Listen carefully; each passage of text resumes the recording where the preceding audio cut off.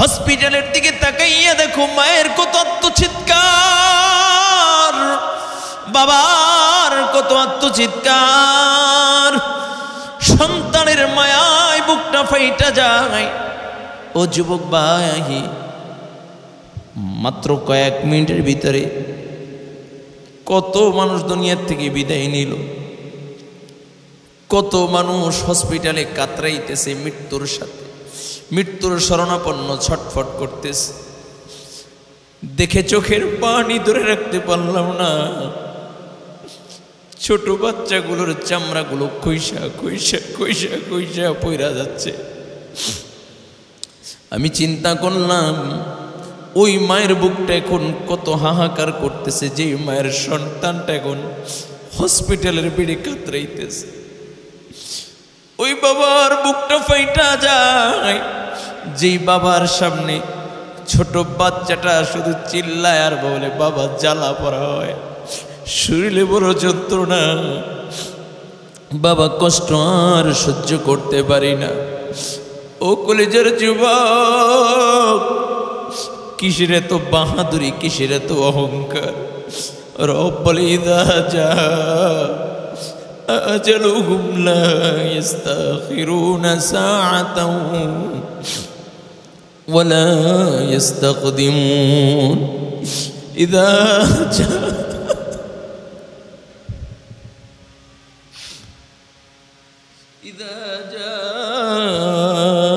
أجلهم لا يستقدمون ساعة ولا يستقدمون। যুবক ভাই,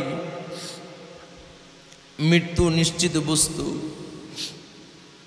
মরণ থেকে পালাইবার কোনো সুযোগ নেই। ও যুবক, তাকাইয়া দেখো কত মানুষ আগুনে পড়িয়া মারা যায়, কত মানুষ রোড অ্যাক্সিডেন্টে গাড়িতে অ্যাক্সিডেন্ট কইরা মারা যায়, কত আল্লাহর বান্দা পানিতে ডুইবা মারা যায়। তুমি কি মনে করছো তুমি মৃত্যুবরণ করবা না? কখন না জানি ডাক আমি ইমরান হোসেন মুজাহিদের শুরু হয়ে যাবে। আমার সামনে যদি মালাকুল মউত আজরাইল দাঁড়াইয়া যায়, কি নিয়ে রওনা করবো বাবা? আবার তো কোনো পুঁজি নাই, কোনো পুঁজি নাই। এ দুনিয়া আমার মতো গুনাহগার পাপী আর কেউ নেই, আমার মতো গুনাহগার পাপী আর কেউ নেই। এই মুহূর্তে যদি মালাকুল মউত হাজির হয়ে যায়, জাহান্নাম ছাড়া কোনো উপায় নেই। আমার হাতের গুনাহ আছে, আমার পায়ের গুনাহ আছে, আমার জবানের গুনাহ আছে। এই মজমায় আমার মতো নিকৃষ্ট, আমার মতো গুনাহগার জালেম বোধহয় আর কেউ নেই। ও কলিজার যুবক, এখনো সময় আছে বাবা। নিজের গুনার উপরে শর্মিন্দা হইয়া আল্লাহ তাআলাকে ডাক দাও, আল্লাহ তাআলার কাছে তওবা করো, মালিককে একটা ডাক দাও, আল্লাহ। আর জোরে ডাক দিয়া বলো আল্লাহ, আর জোরে আওয়াজ করে ডাক দিয়া বলো আল্লাহ। এই জীবনে না করিলাম বন্দেগি, গুনাহ করে কাটাইলাম জিন্দেগি। জীবনে না করিলাম বন্দেগি, গুনাহ করে কাটাইলাম জিন্দেগি। তওবা করে আবার তওবা ভাঙ্গিলাম, তওবা করে আবার তওবা ভাঙ্গিলাম।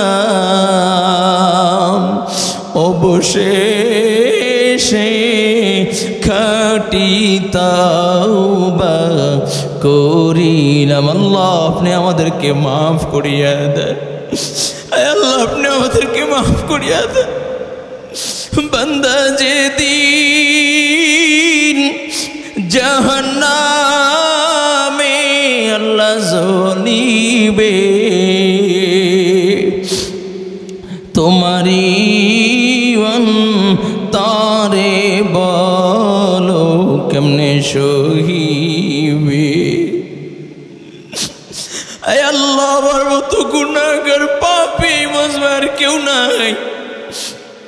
আল্লাহ হুসাইনিয়া হাফিজিয়া মাদ্রাসার ইসলাহি মসজিদ সাহেব গুনাহগার, তোমার আবেদ জাহেদ, তোমার নেককার মুত্তাকি জাকিরিন শাকিরিন বান্দাদেরকে নিয়ে আল্লাহ আমি গুনাহগার উপস্থিত হইয়া গেলাম।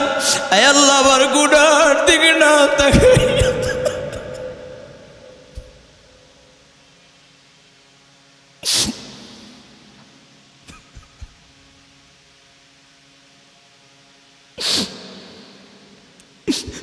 আল্লাহ আপনার গফুর রহিম নামের উসিলায় মাফ করিয়া দেন।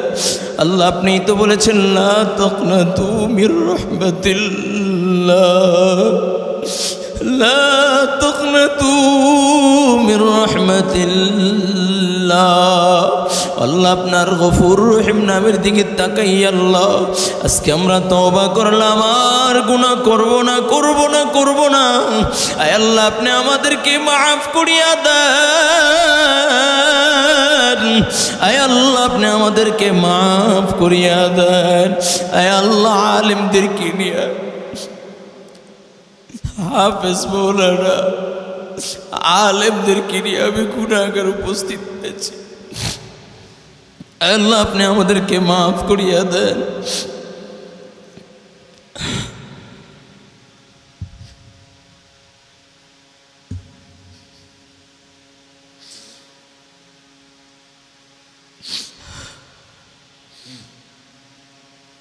আল্লাহ আজকে যারা বিমান দুর্ঘটনায় দুনিয়ার থেকে বিদায় নিয়েছে আল্লাহ তুমি তাদেরকেও মাফ করিয়া দাও। যারা হাত অবস্থায় আল্লাহ হসপিটালের বেডে কাতরাইতেছে আল্লাহ তুমি তাদেরকে সুস্থ করিয়া দাও। আল্লাহ শেফায়ে কামিলা আজলা দান করো, আল্লাহ সুস্থতার নিয়ামত দিয়ে পরিপূর্ণ করিয়া দাও। আল্লাহ মা বাবাদেরকে সবরে জামিল ইখতিয়ার করার তৌফিক দান করো। আয় আল্লাহ মালিক আপনি আমাদের সকলকে কবুল করিয়া নেন। ও কলিজার যুবক আমার মুরব্বী বাবার একটু দিনের কানটা লাগাইয়া দাও। আল্লাহর নবী সরকার দো আলম নবী রহমাতাল লিল আলামিন নবী মুহাম্মদুর রাসূলুল্লাহ সাল্লাল্লাহু আলাইহি ওয়াসাল্লামের জন্য, সাল্লাল্লাহু আলাইহি ওয়াসাল্লাম উম্মতের জন্য বড় মায়া, উম্মতের জন্য বড় টেনশন, উম্মতের জন্য নবী আমার মক্কাতুল মুকাররমায় কান্দে রব্বি হাবলি উম্মতি, আল্লাহ আমার উম্মতকে বাঁচাও, আল্লাহ আমার উম্মতকে বাঁচাও। মদিনার নবী আমার উম্মতের জন্য কান্দে। ও কলেজার যুবক এখন কি তোমার সময় হয় নাই? একটাবার যদি তওবা করতে পারো আল্লাহ তাআলা বলে ফাকুল তুস্তাগফিরু রাব্বাকুম ইন্নাহু কানা গফফারা। রব বলে বান্দা তোর গুনাহ যদি পাহাড়ের চেয়েও বেশি বড় হয়ে যায় আমি আল্লাহর গফফার নামটা তার থেকেও বেশি বড়। রব ডাক দিয়া কয় বান্দা তোর গুনাহ যদি সমুদ্রের ফেনার চেয়েও বেশি হইয়া যায় আমি আল্লাহর গফফার নামটা তার থেকেও বেশি বড়। রব বলে বান্দা তোর গুনাহ যদি আসমান ও জমিনের চেয়েও বেশি বড় হইয়া যায় আমি আল্লাহর গফফার নামটা তার থেকেও বেশি বড়। ও কলিজার যুবক এখনো সময় আছে বাবা তওবা কর। পয়গম্বর মুসা আলাইহিস সালাতু ওয়াস সালাম, আল্লাহর নবী মুসা আলাইহিস সালাতু ওয়াস সালাম একবার হঠাৎ করে আল্লাহ তাআলা ডাক দিয়া বলে পয়গম্বর অমুক পাহাড়ের ভিতরে জঙ্গলের ভিতরে পাহাড়ের চূড়ায় আমার এক আবেদ বান্দা আছে তুমি তার জানাজার ব্যবস্থা করো। আল্লাহর নবী মুসা আলাইহিস সালাতু ওয়াস সালাম চলে গেলেন, পাহাড়ে যাইয়া দেখে এক যুবক শোয়া দুনিয়ার থেকে বিদায় নিয়েছে। এমন সময় আল্লাহ পাক রব্বুল আলামিন ডাক দিয়া বলে পয়গম্বর এই যুবকের দাফন কাফনের ব্যবস্থা করবা। শুধু তাই না, তোমার উম্মতদেরকে বলবা এই যুবকের জানাজায় যারা শামিল হবে, এই যুবকের জানাজার নামাজে যারা শামিল হবে, আল্লাহ পাক রব্বুল আলামিন প্রত্যেককে মাফ করে জান্নাতি বানায় দিবে। ও কলেজের যুবক, ভালো করে বুঝো, আল্লাহর নবী মুসা আলাইহিস সালাতু ওয়াস সালাম তাকে সুন্দর করে গোসল করাইয়া কাফনের কাপড় পরাইয়া আল্লাহর নবী যখন জানাজার সময় হইল, জানাজার খাটিয়ায় উঠাইয়া এলাকার ভিতরে এলান করতেছে, ও এলাকার লোকেরা, ও বনি ইসরাইল লোকেরা, আজকে যারা এই জানাজায় শামিল হবা, আল্লাহ তাআলা বলেছেন সকলের গুনাহ মাফ করে জান্নাতি বানায় দিবে।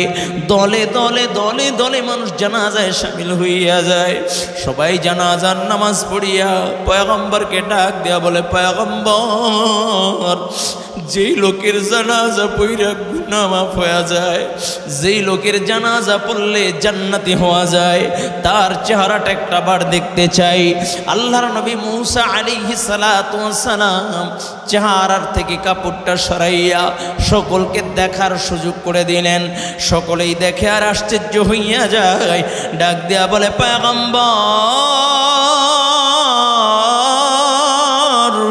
এই কি সেই যুবক যেই যুবককে আমরা এলাকা থেকে তাড়াইয়া দিয়েছিলাম? এই যুবক তো এমন কোনো গুনাহ নাই করে না।